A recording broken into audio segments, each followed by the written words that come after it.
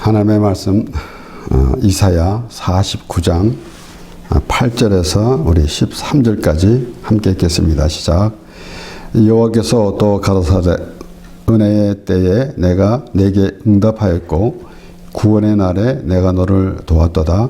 내가 장차 너를 보호하여 너로 백성의 언약을 삼으며 나라를 일으켜 그들로 그 항모하였던 땅을 기업으로 상속케 하리라.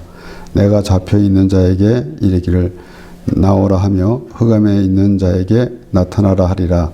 그들이 길에서 먹겠고 모든 자산에도 그들의 풀밭이 있을 것인즉 그들이 줄이거나 목마르지 아니할 것이며 더위와 볕이 그들을 상하지 아니하리니 이는 그들을 긍휼히 여기는 자가 그들을 이끌되 샘물 근원으로 인도할 것임이니라.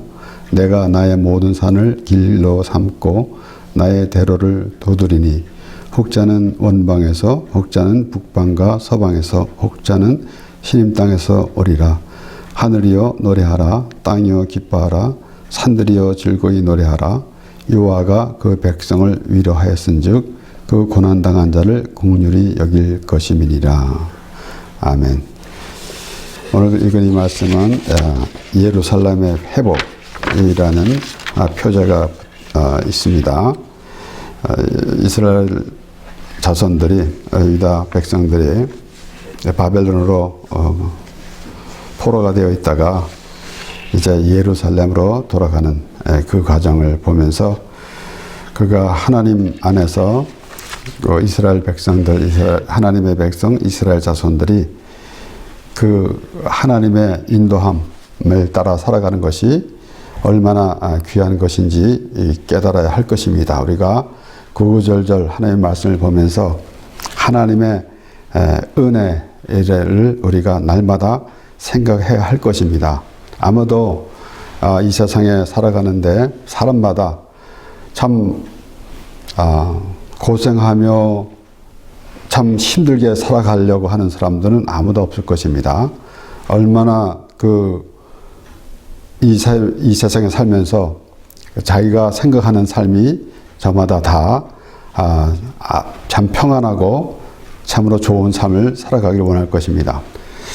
그런데 이 세상에 아무리 많이 가지고 부를 누린다 할지라도 그것이 과연 우리가 볼 때는 그것이 참 바라는 것이고 그렇게 원하는 것이겠지만은 그것이 정작 정말 좋은 삶인가 라는 것을 생각해 봐야 할 것입니다. 오늘 본문 말씀 시작하는 말씀에서 여호와께서 또 가라사대 은혜의 때에 내가 내게 응답하였고 구원의 날에 내가 너를 도왔도다 라고 말씀이 나오는데 우리 오늘 개역성경 말씀에서 도왔도다 라고 하면서 이제 과거형으로 보이지만은 다른 번역에서는 이제 미래형으로 이렇게 나타나기도 합니다. 그러나 같은 의미입니다. 하나님께서 우리를 벌써 다 우리 앞길을 하나님께서 모든 것을 예배해 놓으셨습니다. 우리는 예수 그리스도께서 2000년 전에 십자가에서 죽으셨는데 우리를 위해서 죽으신 것입니다. 그래서 우리가 지난주에도 말씀을 잠깐 본 것이지만은 그리스도 사람들은 정과 욕심을 십자가에 못 박았느니라 라고 사도 바울은 그렇게 정의하고 있었습니다. 그와 같이 우리는 벌써 모든 것이 다 하나님의 그 은혜 아래 하나님의 그 언약 안에 거기에 있게 되는 것인데 오늘 이 말씀은 그 이스라엘 자손들이 예루살렘으로 돌아오는 예루살렘의 회복에 대한 말씀이지만 궁극적으로는 예수 그리스도께서 오셔서 우리에게 우리를 구원해 주시는 그 말씀을 하는 것입니다. 그러므로 여기에 8절에 내가 너를 도왔도다 내가 장차 너를 보호하여 너의 백성의 언약을 삼으며 라고 하는 것은 하나님이 바로 예수 그리스도를 보내실 것을 말씀하시는 것입니다. 그러니까 예수님께서는 이제 사도 바울이 그렇게 정의하는 대로 첫째 아담은 불순종해서 죄가 전해졌고, 그리고 둘째 아담 예수 그리스도께서 순종함으로, 그래서 우리가 예수 그리스도로 말미암아 죄사함을 받는 그러한 그 하나님의 그 언약과 하나님의 그 뜻을 사도 바울은 그렇게 정해서 기록했습니다. 그리고 히브리서 5장 8절에서 10절 말씀에서는 그가 아들이시라도 받으신 고난으로 순종함을 배워서 온전하게 되었은즉 자기를 순종하는 모든 자에게 영원한 구원의 근원이 되시고 하나님께 멜기세덱의 반차를 좇은 대제사장이라 칭하심을 받았느니라. 우리 오늘 본문 말씀에서는 누가 보아도 예수 그리스도에 대한 말씀입니다. 예수 그리스도로 인하여 펼쳐지는 우리의 삶. 우리는 막연하게, 우리는 그냥 간단하게 죽으면은 예수 그리스도로 죄사함을 받아서 우리는 천국에 가게 됩니다. 라고 하는 것은 틀린 것은 절대 아닙니다. 그러나 항상 그러한 마음을 우리가 예수 그리스도로 말미암아 살아가는 것이 어떠한 것인지, 우리는 물론 우리의 삶 가운데서 우리에게 정해주신 삶, 혹은 우리가 100년이라 할지라도 그 안에 우리가 어떠한 모습으로 살아가야 할 것인가. 우리는 구원받은 백성인데 구원받은 백성으로 살아가고 있는가라는 것입니다. 그러니까 우리가 시작하면서도 말씀드렸지만은 우리가 이 세상에서 많은 것을 가졌고 또한 모든 것을 누리고 산다 할지라도 하나님이 보실 때는 우리가 어떤 의미로 살아가고 있는지라는 것을 생각해 봐야 될 것입니다. 그래서 우리는 가끔 생각해야 되는 것은 하나님께서 예수 그리스도를 보내주셨습니다. 그런데 우리를 구원하시려고 보내주셨어요. 그러면은 구원하기 전 삶과 구원받은 삶이 어떠한가를 알아야 할 것입니다. 그러니까 예수 그리스도로 말미암아 살아가는 것, 그것에 대해서 우리는 생각해 봐야 된다라는 것이에요. 그래서 예수 그리스도를 우리에게 보내주신 같이 하나님께서 그 엘리야를 이 시돈에 있는 사르밧 가부에게 보내주셨습니다. 우리가 그 말씀을 보면서 우리가 다시 한번 생각해보길 원하는데, 열왕기상 17장 8절에서 12절까지 말씀에 여호와의 말씀이 엘리야에게 임하여 가라사대 너는 일어나 시돈에 속한 사르밧으로 가서 거기 유하라. 내가 그곳 과부에게 명하여 너를 공개하게 하였느니라. 저가 일어나 사르밧으로 가서 성문에 이를 때에 한 과부가 그곳에서 나뭇가지를 줍는지라. 이에 불러 가로되 청컨대 그릇에 물을 조금 가져다가 나로 마시게 하라. 저가 가지러 갈 때에 엘리야가 저를 불러 가로되 청컨대 네 손에 떡 한 조각을 내게로 가져오라. 저가 가로되 당신의 하나님 여호와의 사심을 가리켜 맹세하노니 나는 떡이 없고 다만 통에 가루 한 움큼과 병에 기름 조금뿐이라. 내가 나뭇가지 두 옷을 주워다가 나와 내 아들을 위하여 음식을 만들어 먹고 그 후에는 죽으리라. 오늘 제가 이 말씀을, 이 구절의 성경 구절의 말씀을 읽으면서 간단하게 말할 수도 있겠지만은 8절서부터 12절까지 읽었습니다. 그러나 우리 마지막 부분에 보면은 지금 조금 있는 가루하고 기름에 조금 남은 기름을 가지고 나뭇가지를 주워다가 나와 내 아들 위하여 음식을 만들어 먹고 그 후에는 죽으리라. 그랬습니다. 이 말씀을 보면서 결국은 우리 인생은 이러한 인생밖에 되지 않는다. 하나님이 구원이 없는 그런 인생은 우리가 우리 생각으로 살아가는 이 세상에서의 모든 그 인생관이나 또 또는 나름대로 추구하고 또 목표를 향하고 달려간다 할지라도 결국은 이런 인생밖에 되지 않는다라는 것이에요. 그런데 하나님께서 엘리야를 이 과부에게 보내주셨어요. 그와 같이 예수 그리스도를 우리에게 보내주신 것입니다. 우리는 다른 세계로 살아가고 있었습니다. 하나님이 우리를 지으시고 하나님이 택해 주신 백성인데 하나님을 알지 못하고 다른 세계에 살던 우리를 예수 그리스도를 보내주셔서 하나님의 백성으로 분명히 예수 그리스도로 말미암아 죄사함을 받아 영생을 얻은 하나님의 백성으로 삼아 주신 것입니다. 물론 우리가 앞뒤를 이렇게 보면은 무엇이 선이고 뭐가 후인지 우리는 우리 나름대로 생각하게 되지만은 우리는 이미 하나님의 자녀가 된 사람들입니다. 그러나 그것을 알고 있는가 모르고 있는가라는 것은 천지 차이가 되는 것입니다. 그러므로 우리가 살아야 될 것이 우리의 삶이 과연 어떤 삶인가라는 것을 생각해 봐야 합니다. 우리는 때로는 어려운 생활을 환경이 불편해서 어려운 생활을 하고 있을지라도 하나님의 말씀을 들으면서 우리는 하나님으로 인하여 살아가는 하나님의 백성으로서 풍족한 삶을 살게 되는 것입니다. 반면에 우리가 아무리 편안한 삶을 또 좋은 곳을 누리며 산다 할지라도 하나님을 모르고 사는 것은 이 사르밧 가부와 같은 그런 모습밖에 될 수 없는 것이에요. 결국은 열심히 살다가 죽는 것밖에 없습니다. 사르밧 가부가 그렇게 말하고 있지 않습니까? 이렇게 지금 그 나뭇가지를 두엇을 주워다가 나와 내 아들 위하여 음식을 만들어 먹고 그 후에는 죽으리라.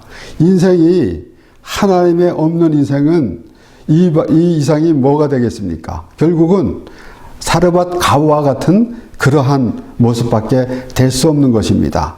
그래서 우리는 이 사르밧 가부에 대해서 하나님의 사람에게 이렇게 잘 섬기면은 복을 받는다라는 그런 이방인과 같은 그런 생각을 가져서는 안 됩니다. 우리는 아무리 이 세상에서 잘 먹고 잘 산다 할지라도 그러한 모습밖에 될 수 없는데 하나님께서 예수 그리스도를 우리에게 보내주셔서 하나님의 나라의 삶을 살게 하신 것입니다. 바로 하나님께서 엘리야를 사르밧 가부에게 보내심 같이 예수 그리스도를 우리에게 보내주신 것이에요. 그러므로 우리가 정작 참 아름다운 삶, 우리에게 정말 풍족한 삶을 사는 것은 그 하나님의 말씀 안에 거할 때 비로소 우리가 하나님의 백성으로서 풍족한 삶을 살 수 있다라는 그러한 믿음이 있게 되는 것입니다. 우리는 가끔 성경 말씀 전체가 우리는 날마다 읽고 또 하나님 말씀을 들으면서 살아야 하겠지만은 우리 다윗이 고백한 시편 28편, 23편 말씀은 가끔씩 또 자주 읽어봐야 될 것 같습니다. 우리 시편 23편 1절에서 6절까지 말씀. 여호와는 나의 목자시니 내가 부족함이 없으리로다. 그가 나를 푸른 초장에 누이시며 쉴만한 물가로 인도하시는도다. 내 영혼을 소생시키고 자기 이름을 위하여 의의 길로 인도하시는도다. 내가 사망의 음침한 골짜기로 다닐지라도 해를 두려워하지 않을 것은 주께서 나와 함께 하심이라. 주의 지팡이와 막대기가 나를 안위하시나이다. 주께서 내 원수의 목전에서 내게 상을 베푸시고 기름으로 내 머리에 바르셨으니 내 잔이 넘치나이다. 나의 평생의 선하심과 인자하심이 정녕 나를 따르니 내가 여호와의 집에 영원히 거하리로다. 아마도 사람마다 각자 이 말씀을 읽으면서 어떠한 생각을 가지고 있는지는 모릅니다. 물론 여기에 여호와는 나의 목자시니 다윗이 이제 목동 양을 기르던 사람으로서 그런 이제 그 의미를 가지고 하나님은 여호와는 나의 목자시니 라고 그렇게 고백하는 그것을 생각하면서 우리는 하나님이 우리를 인도하시는 그런 의미로만 이제 생각하지만은 물론 전체적인 우리의 삶을 하나님께서 인도하십니다. 그런데 우리가 그 하나님을 얼마나 인도하심을 얼마나 알고 있는가 라는 것이 얼마나 중요한지 몰라요. 그래서 여기에 그가 나를 푸른 초장에 누이시며 쉴만한 물가로 인도하시는도다. 이것이 우리에게 아마 가장 귀한 것일 것입니다. 그런데 그것이 무엇인가? 우리가 이 세상에 살아가면서 좋은 것, 물론 우리 이 말씀을 보면서 여러 가지로 볼 수가 있습니다. 이제 목자가 양을 이끌어 가는데 푸른 초장으로 이끌어 갈 때에 그 푸른 초장이 전부 푸른 초장이라면은 이끌어 갈 이유 없죠. 그곳에 가시밭도 있고 돌짝길도 있고 그렇습니다. 그러니까 푸른 초장으로 인도하신다라는 의미가 있게 되는 것입니다. 그러므로 그 푸른 초장으로 갈 때는 아마도 참 험한 길도 있을 것입니다. 그런데 결론적으로는 어디로 갈 것인가 하면은 바로 푸른 초장이다라는 것이에요. 그래서 우리가 우리의 모든 과정, 우리의 환경, 이런 모든 것들에 대해서 하나님을 우리가 얘기할 수는 없는 것입니다. 우리는 하나님께서 우리를 결론적으로 어디로 인도하실 것인지라는 것이에요.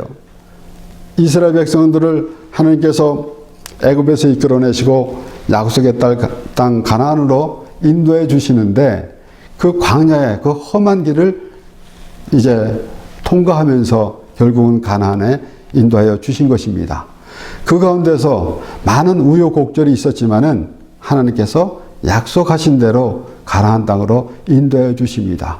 그와 같이 우리를 예수 그리스도의 십자가 은혜 안에 있게 하여 주시는데 그만큼 우리의 이 삶에 우리의 살아가는 동안에 여러 가지 생각이 복잡하기 때문에 우리는 하나님의 그 인도하심에 따라가지 못할 때가 많이 있습니다. 그러나 우리가 정말 알아야 될 것은 오늘 지금 사르밧 과부와 같은 그런 모습에서 하나님께서 엘리야를 사르밧 과부에게 보내신 같이 예수 그리스도를 우리에게 보내주셨는데 그냥 예수님께서 말씀하신 대로 하나님이 세상을 이처럼 사랑하사 독생자를 주셨으니 이는 저를 믿는 자마다 멸망치 않고 영생을 얻게 하려 하십니다. 라고 예수님께서 분명히 말씀하신 대로 하나님께서 예수 그리스도를 보내주셨는데 우리는 그냥 예수 믿고 천국 갑니다. 라는 그런 의미만 가지고 있지 말자라는 것입니다. 우리의 정말 풍족한 삶, 그 하나님께서 주신 그 풍요로운 삶이 무엇인가라는 것을 알아야 될 거 아니겠습니까? 우리의 주어진 삶, 하나님 말씀으로 통해서 우리에게 모든 것을 하나님께서 정해 주셨는데 그것을 깨닫지 못하고 있으면은 우리는 그 많은 것을 소유하고도 누리지 못하는 것이나 다름이 없습니다. 엉뚱한 것. 우리 그래서 예수님께서 수가성의 사마리아 여인과 대화 가운데서도 말씀이 나왔지 않습니까? 그가 이제 예수님과 대화한 가운데 예수님께서 내 남편을 불러오라 그랬더니 나는 남편이 없나이다 그랬어요. 그랬더니 예수님께서 내 말이 옳도다. 내가 남편이 5이나 있었지만은 지금 있는 남편도 내 남편이 아니다. 라는 그 말씀을 보면서 얼마나 사람들이 이 세상에서 말하자면은 지금 그 수가성의 사마리아 여인은 다른 사람들이 볼 때는 참 부도덕한 여인이다 라고 하겠지만 그것이 우리의 모습이다라는 것이에요. 우리가 참 그 수가성의 사마리아 여인처럼 많은 남편을 가진 것처럼 참 이것도 쫓아가보고 저것도 쫓아가보고 했던 그런 인생인데 예수님께서는 그 수가성의 사마리아 여인에게 내 말이 옳도다 하면서 그렇게 말씀하신 것이에요. 결국은 무엇을 말씀하는 것입니까? 우리는 많은 오늘날 참 이 세상의 정치, 경제, 사회 뭐 이런 모든 것들을 보면은 날마다 참 서로 대립을 하기도 하고 또 좋은 것을 찾는다고 말하고 하지만은 결론은 참으로 나오지 않는 그런 모습을 보게 됩니다. 많은 것을 가졌다 하더라도 더 마음이 괴롭게 사는 사람들이 많을 것이고, 그런데 참 오늘 이 말씀을 보면서 분명히 그 하나님께서 정해주신 것, 이제 예수 그리스도를 보내주면서 이루어질 모든 일들에 대해서 계속해서 말씀해 주신 것인데, 그것이 우리가 누려야 할 삶이다라는 것이에요. 8절서부터 시작해서 13절까지 쭉 읽은 말씀 가운데서도 그래요. 그래서 결국은 13절에 보면은 하늘이여 노래하라, 땅이여 기뻐하라, 산들이여 즐거이 노래하라. 여호와가 그 백성을 위하였은즉 그 고난당한 자를 긍휼히 여길 것입니다. 하나님으로 인해서 우리가 살아가는 인생이 되어야 하는 것입니다. 우리가 하나님을 섬긴다라고 할 때는 마치 이 세상에서 지배하고 있는 왕을 섬기는 것 같은 그런 생각을 가지고 있을 때도 있는데, 그것이 절대 아닙니다. 하나님의 은혜에 충만한 삶을 살아가는 것이 하나님을 섬기는 것입니다. 우리는 모세가 이스라엘 백성들에게 하나님의 말씀을 잘 듣고 섬기다라고 할 때에도 마찬가지 의미 아닙니까? 그가 이스라엘 백성들이 애굽에서 나와서 하나님의 인도함을 받으면서도 불평이 많았습니다. 자기가 마음에 들지 않는다라는 것이죠. 그러니까 하나님의 말씀 안에 거하는 것이 하나님을 섬기는 것이고, 하나님의 말씀은 결국은 하나님의 은혜 안에 거하는 것입니다. 그러므로 다윗이 고백한 그런 내용, 시편 23편 1절에서 6절 말씀을 보면은 얼마나 그 풍성한 삶이 되겠습니까? 하나님의 인도하심으로 가는 것. 그러니까 우리가 생각했던 것하고 하나님이 생각하는 것은 다른데, 하나님의 생각으로 가는 우리가 될 때에 비로소 하나님의 백성임을 우리가 알게 되는 것이고, 그래서 우리는 가끔 생각해 보는 것이지만은 우리가 하나님이 자녀이기 때문에 하나님의 말씀을 듣는 것이고, 우리가 하나님의 말씀을 듣고 깨달아 알게 될 때 비로소 하나님의 자녀임을 우리가 알게 되는 것입니다. 그러므로 우리의 생각이 다르고 있기 때문에 하나님의 말씀이 거북할 때가 많이 있습니다. 그러나 하나님께서 말씀해 주십니다. 심지어는 우리가 이제 사복음서에서 다 기록된 말씀, 이제 그 예수님께서 떡 5개와 물고기 2마리로 5,000명을 먹이셨는데, 우리는 어떤 하나님께서 기적을 일으키신다라는 것으로만 생각할 때가 많이 있습니다. 그래서 예수님께서 그렇게 떡 5개와 물고기 2마리로 5,000명을 먹이셨을 때에 많은 무리들이 예수님을 억지로 잡아 임금 잡으려고 했습니다. 그럴 때 예수님께서 그 자리를 떠나셨죠. 그런데 열심히 다시 쫓아와서 예수님을 반갑게 부르면서 예수님 여기 계셨군요 라고 그렇게 하는 무리들에게 예수님께서는 너희가 나를 따르는 까닭은 표적을 본 까닭이 아니라 떡을 먹고 배부른 까닭이로다 라고 그렇게 말씀하셨어요. 그러니까 결국은 그 예수님께서 하나님의 나라를 보여주셨는데, 지금 떡 5개와 물고기 2마리 이런 5,000명을 먹인 것, 그 사건을 통해서 우리는 그 예수님만 있으면은 우리는 그 의식주 문제는 해결되겠구나 라는 그런 생각을 갖고 예수를 믿는 사람이 있더라는 것이에요. 그게 아니고 우리는 하나님의 백성이라는 하나님, 예수님께서 하나님의 나라를 보여주시는 것입니다. 우리의 생각에는 이 떡 5개 물고기 2마리 보잘것없는 그런 것이지만은 하나님의 나라에서는 그와 다르다라는 것이에요. 그래서 하나님의 나라는 엄청 풍성한 것을 의미하는 것입니다. 그렇기 때문에 그렇게 다른 것입니다. 모세는 이스라엘 백성들을 이끌고 나오면서, 그리고 그들이 애굽에서 아주 길들여 있었기 때문에, 노예 생활로 길들여 있었기 때문에 이제 자유로운 하나님의 나라로 인도하는 과정이 굉장히 불편했어요. 그렇기 때문에 그들은 그 애굽에 있었던 때를 생각하며 오히려 그리워했어요. 그와 마찬가지로 우리도 마찬가지입니다. 우리는 이 세상에 익숙해 있기 때문에 하나님의 나라를 우리가 볼 때에 뭔가 잘 마음에 들지 않는 그러한 모습, 그러한 생각을 가질 때가 있다라는 것이에요. 그래서 모세는 이스라엘 백성들에게 이렇게 말합니다. 신명기 11장 10절에서 12절 말씀에 네가 들어가 얻으려 하는 땅은 네가 나온 애굽 땅과 같지 아니하니 거기서는 너희가 파종한 후에 발로 물대기를 채소밭에 댐과 같이 하였거니와 너희가 건너가서 얻을 땅은 산과 골짜기가 있어서 하늘에서 내리는 비를 흡수하는 땅이요 네 하나님 여호와께서 권고하시는 땅이라. 새초부터 새말까지 네 하나님 여호와의 눈이 항상 그 위에 있느니라. 우리가 하나님 말씀을 보면서 전체를 다 계속해서 하나님 말씀을 볼 때도 마찬가지고 그 구절구절마다 우리는 그 하나님의 말씀으로 풍성해진다라는 그 의미를 갖고 있는 것입니다. 그러므로 하나님 말씀으로 인해서 풍요로운 삶이 돼야 하는 것입니다. 지금 애굽에 있을 때는 자기가 힘들게 했다라는 것이에요. 이 말씀 가운데서 우리가 또 무엇을 알 수가 있는가 하면은 우리가 종교적인 열심은 너무나 힘들지 않습니까? 그러나 그것은 아무것도 아닙니다. 마치 아담이 범죄한 후에 그가 벗은 것을 부끄러워서 나무에 숨었습니다. 아담아 내가 어디 있느냐? 내가 벗었으므로 숨었나이다. 그가 무화과 잎으로 치마를 헤입었어요. 그것은 종교입니다.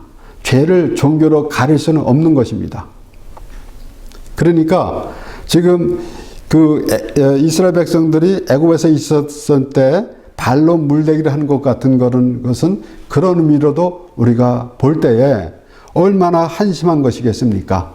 이 세상에 참 그 하나님의 구원에 하나님께서 우리를 구원해 주셨는데 그것은 생각하지 아니하고 내가 율법 행위를 하면서 종교적인 열심만 내고 있으면은 무슨 의미가 있겠습니까? 그와 동시에 그 애굽에서 살던 때, 노예 생활을 하면서 살던 때와 하나님의 나라 들어가는 것, 바로 가나안 땅으로 가는 것, 우리가 이 세상에서 내 생각대로 참으로 고달픈 생활을 하는 그런 삶과 하나님의 나라에 가는 그런 삶. 사르밧 과부가 이제는 나뭇가지 몇 개를 주어서 가름 조금 남은 것 갖고 기름 조금 남은 것으로 떡을 해 먹고 아들하고 같이 그거 먹고 죽겠다라는 것이에요. 우리의 인생은 그거밖에 안 되는 것입니다. 아무리 이 세상에서 똑똑하고 잘나고 모든 것을 가졌고 모든 것을 누린다 할지라도 그 정도 수준밖에 하나님이 보실 때는 그 정도밖에 안 되는 것이에요. 그런데 하나님이 이제 엘리야를 사르밧 과부에게 보낸 것 같이 우리가 그런 상황에 있는데 하나님께서 예수 그리스도를 보내주심으로 하나님의 나라 사람이 되어 풍요로운 삶을 살 수 있도록 하나님께서 인도해 주신 것입니다. 그래서 다윗이 고백한 내용도 마찬가지입니다. 우리가 이 세상에 살면서 좀 어려움을 당하지만은 이제 조금 있으면은 하나님께서 다 인도해 주시니까 좋은 일이 일어날 것이라 라는 그런 생각만 갖고 있을 때가 많이 있습니다. 우리가 신앙생활 하면서 많이 들은 말입니다. 우리가 축복만 부르짖는 사람들은 그렇게 말하죠. 고생을 하면은 축복이 위장을 해가지고 그렇게 오니까 조금 있으면은 이제 그 축복이 옵니다. 라고 그렇게 말합니다. 그것은 육신으로 사는 인생이에요. 그것은 이방인과 같은 그런 생각입니다. 그런데 우리가 정말 풍요로운 삶이 어디 있는가? 하나님의 말씀으로 풍요로운 삶을 살게 되는 것을 우리가 알게 되는 것입니다. 그래서 과연 그 풍요로운 삶이 무엇인가?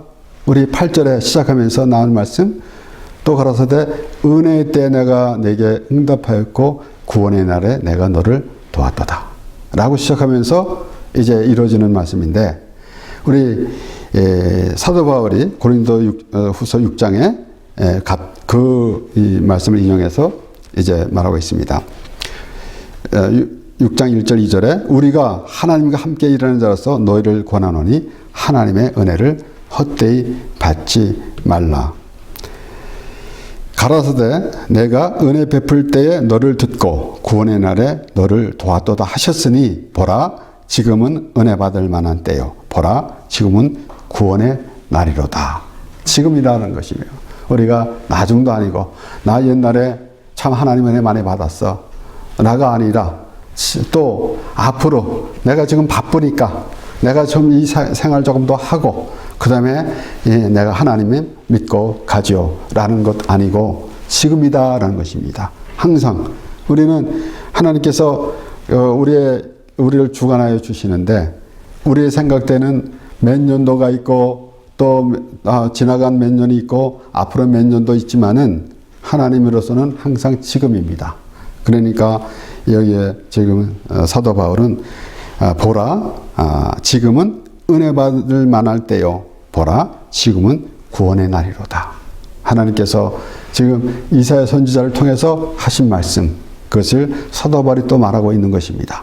그러므로 우리가 지금 은혜 안에 있는가 우리가 구원받은 사람인가 라는 것은 우리가 이론적으로 할 것이 아니라 하나님의 말씀을 통해서 풍요로운 삶을 살아갈 때에 은혜가 풍성해서 하나님으로 인하여 살아가며 하나님으로 인하여 기쁨으로 살아갈 때에 하나님에서 기뻐하시는 하나님의 자녀가 되는 것이고 우리는 하나님께 기도하면서 하나님과 동행하며 하나님의 나라를 날마다 살아가게 되는 것입니다. 기도하겠습니다.